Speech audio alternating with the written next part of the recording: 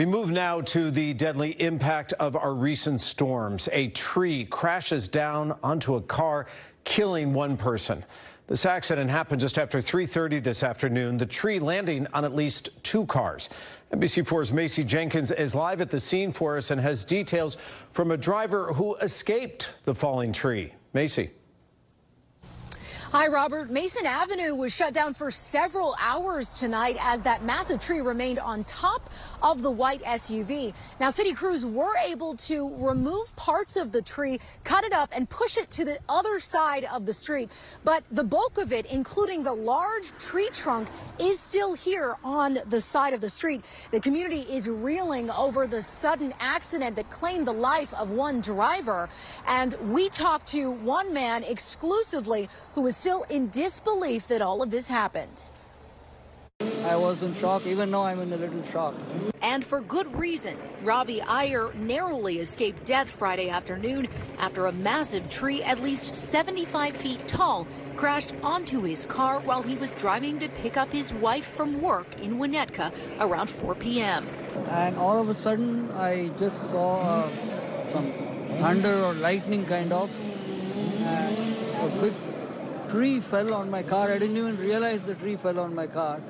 Then everything was smashed to pieces. Car came to a standstill and I didn't know how to get out. The airbag came and protected me. LAFD firefighters freed him from his Toyota sedan, now totaled.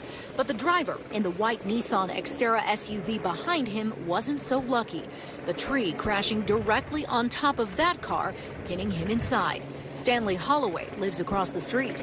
My window is right here, and I was actually just relaxing on the bed, and I heard that devastating sound. So obviously the first thing I did was jump up and open the door and look outside, and I looked. I couldn't believe what I was seeing. LAPD officer Emmanuel Barbu just happened to be nearby when someone flagged him down to rush over to help. I tried to push the tree up a little bit, and there's no way I'd be able to do it. You know, it took 7, 8 firemen just to cut the doors off, to cut the trees off, to, get saws and equipment. The driver of the Nissan was pronounced dead on the scene. The coroner's office arrived around 6:30 tonight to remove his remains from the SUV. What goes through my mind is the luck of the draw. I mean, you just never know. You never know what's going to happen. It's still unclear what caused the tree to fall so suddenly, but Officer Barbu calls it an act of nature, possibly connected to the heavy rain over the last week and a half. Iyer, now by his wife's side, still shaken, but relieved and grateful to be alive. Thankful to God and all these angels who helped me. And then I could call my wife from work. She came with a friend. And now I'm feeling better. Now, the scene finally cleared around 8 o'clock tonight. It's now up to the medical examiner's office to identify the driver who died in the incident today.